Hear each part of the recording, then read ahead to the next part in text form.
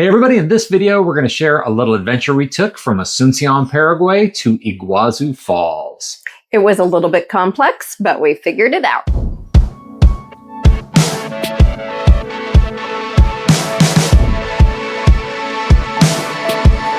Hey everybody, I'm Sean. And I'm Deb. And welcome back to the channel. So this is a little different. Oftentimes with our videos we share our experiences with the thing that we did.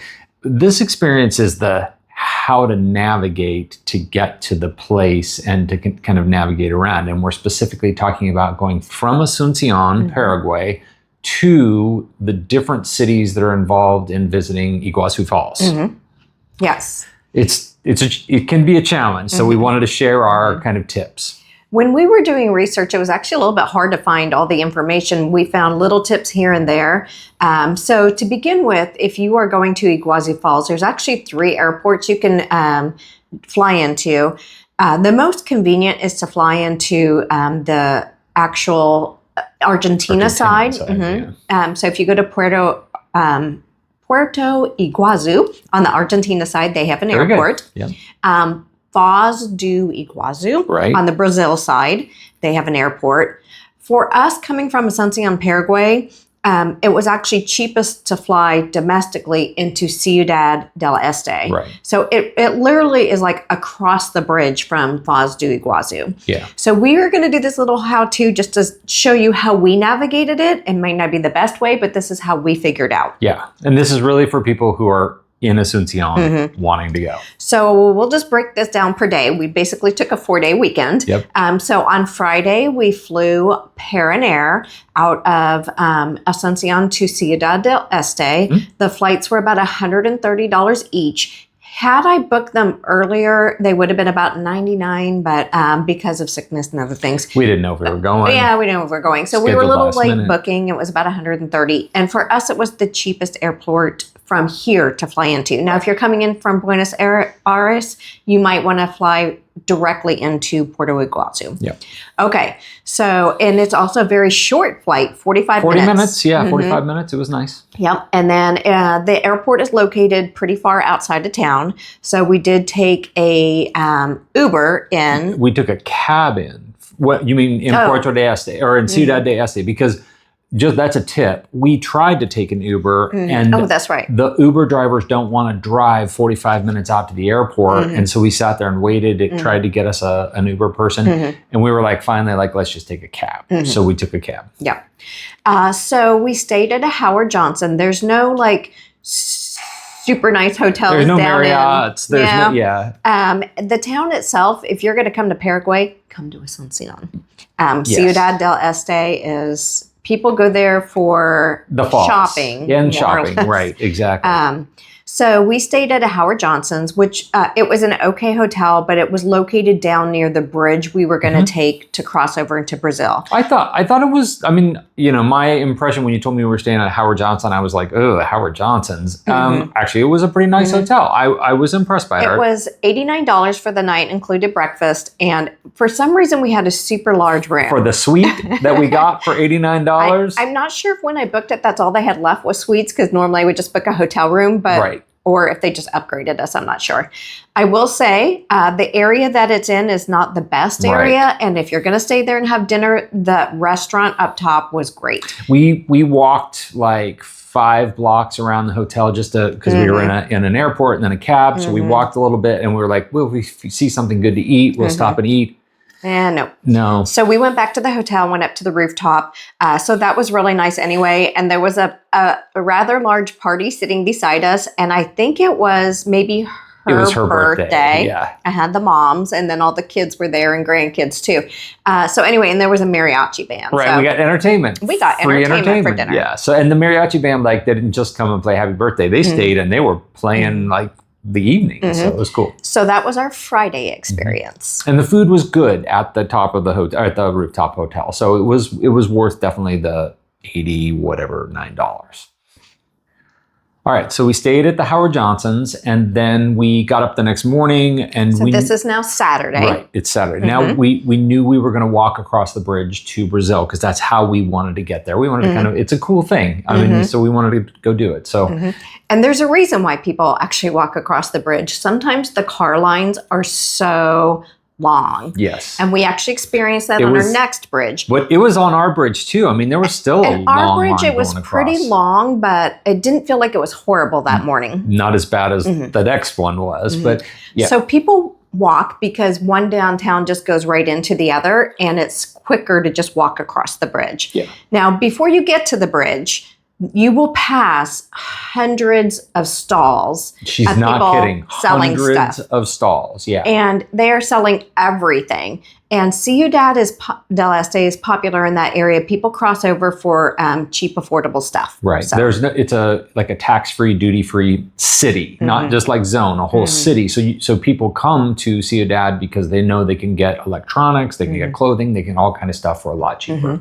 So we walked across the bridge. When you enter onto the bridge, you're going to be leaving Paraguay. So we did get stamped out of Paraguay there. Out of Paraguay. Yeah. And then it was maybe about a 10 or 15 minute walk across the bridge. And it's nice because you're walking over the river, and got to the other side. On the Brazil side, there were people standing there. I assume they were security guards. They were security. Well, I hope they were searching our stuff. They were checking our backpacks, and they didn't check them very well, but they checked our backpacks and then just waved us on. And there was like no getting stamped into Brazil. So we were like, do we go to immigration? Do we go? And they were just like, move on. They And so just we waved us on. moved on. And so we never technically got stamped into Brazil when we went across the bridge. Going over there, yes. Okay, so then we just sort of walked into town, and we kind of found what we found was a decent corner. A hotel. Well, we hotel specifically went to go look for a hotel because it made it easy for us to be able to Grab get an an Uber. pickup to say, come to this hotel. So the Iguazu Falls on the Brazil side is a little bit outside of town. And so it's a little bit of a drive. So we caught an Uber. It was $11 to go from in town all the way out to the Brazil side. And it took us 20, 25 minutes, Yeah. maybe a little longer. But I mean, it was an easy drive out there. Yeah. And we will be making videos on the falls, but for this purpose of this video, we're just kind of showing you how we navigate. This is our navigation video as opposed to our experience video. Yes. So when we were done with the falls, there were already taxis lined up, and I had read online you could just catch a taxi going over to the Argentina side because now we needed to make it over to Puerto Iguazu. Yeah, so we did all the falls, which we'll talk about later in our other videos. But now it's Saturday afternoon. We've got to go. We're going to Argentina. Yes. But through Brazil. Yes. So our choices were to catch a taxi back into town on the Brazil side and then take a bus over, which would have been cheaper. And honestly, if you're going to do it that way, it probably would have been faster. But we didn't know that at the time. Right. And so we went to the exit of the falls. Like there's tons of cabs lined up, ready to take people places. And we found a cab and we said, can you take us to, all the way over across the border. Right. And he's like, sure, I can take you. And he explained, he said, we're going to have to go through, not customs, but immigration. Thank you. We're going to have to go through immigration. And so he knew, like they do this all the time.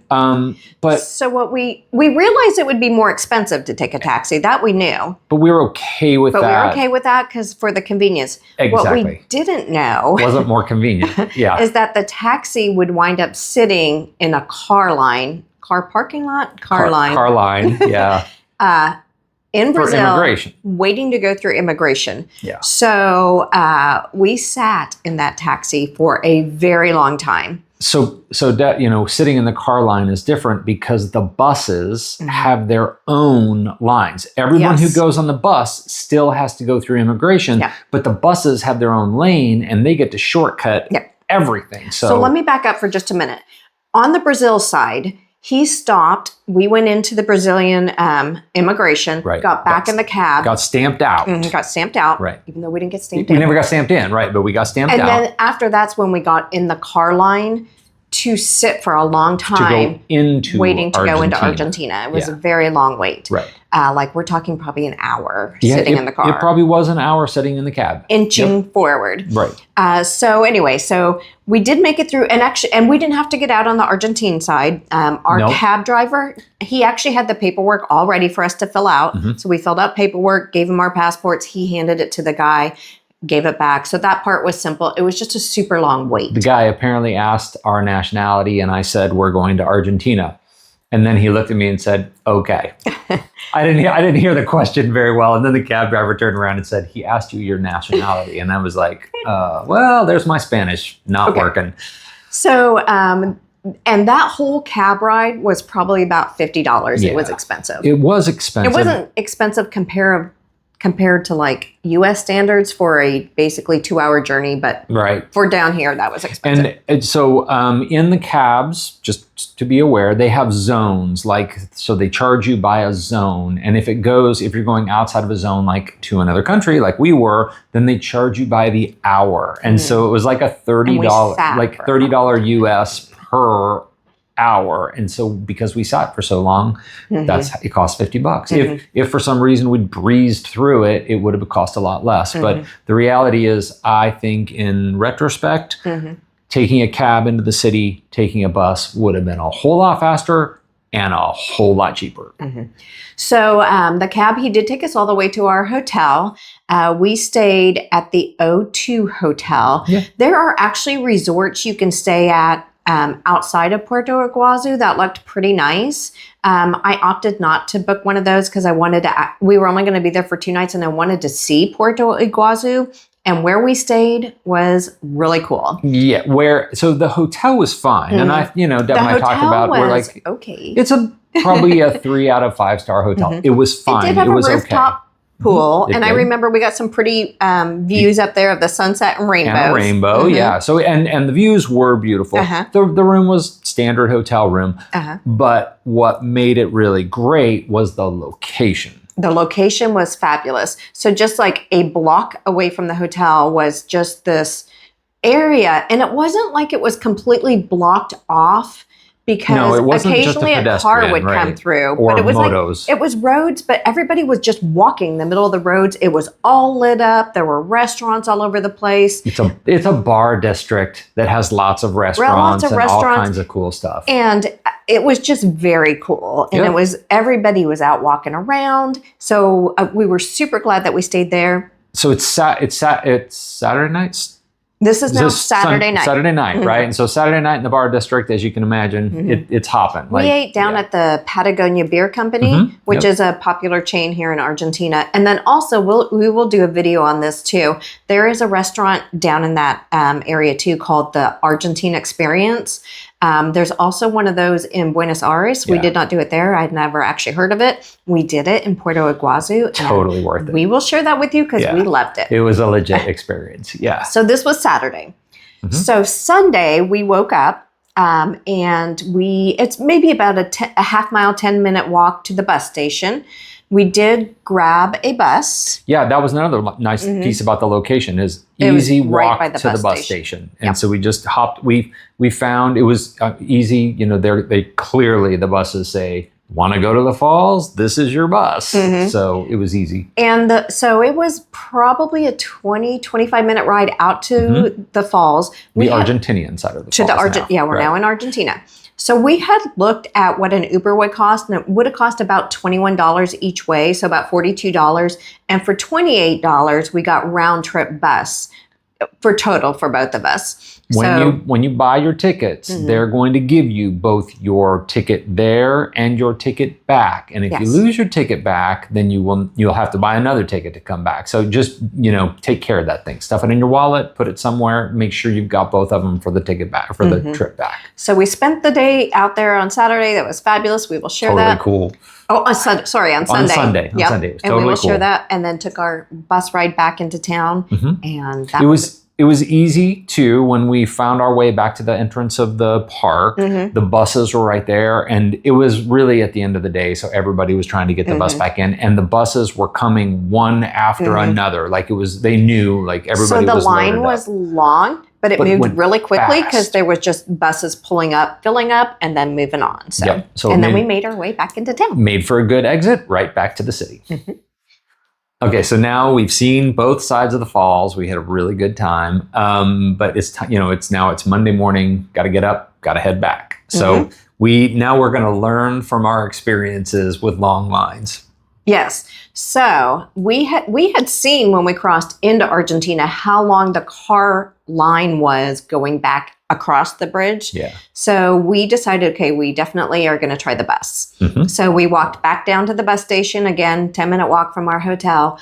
And the tickets to go from the Argentina side, Puerto Iguazu, back over to Ciudad del Este in Paraguay were like $7 each. $7 each, right? And just be aware. So in this case, because you're going from Argentina all the way, you're going to go through Brazil and then all the way out into Paraguay, into Ciudad de Este. There's a bus that will clearly say Ciudad de Este on the front. Yep. And you pay the driver directly, and he'll give you your ticket and he'll give you your change. So and they accept. By the way, that's an interesting one. Like in this area, because there's so many people from Paraguay, so many people from Brazil, so many people from Argentina, they accept Argentinian pesos, Brazilian pesos or reales, and Paraguayan guarani. Like you can carry any of those, and honestly, they accept USD. So you can have any of those types of money, and then a lot of them accept credit card. For the bus, they did not accept credit cards, so you needed to have some sort of cash in order to pay the bus driver. So the bus ride, it said it took about an hour to do, and it was pretty close. Like maybe an hour and 10 hours. Yep. I was surprised that we got through that fast.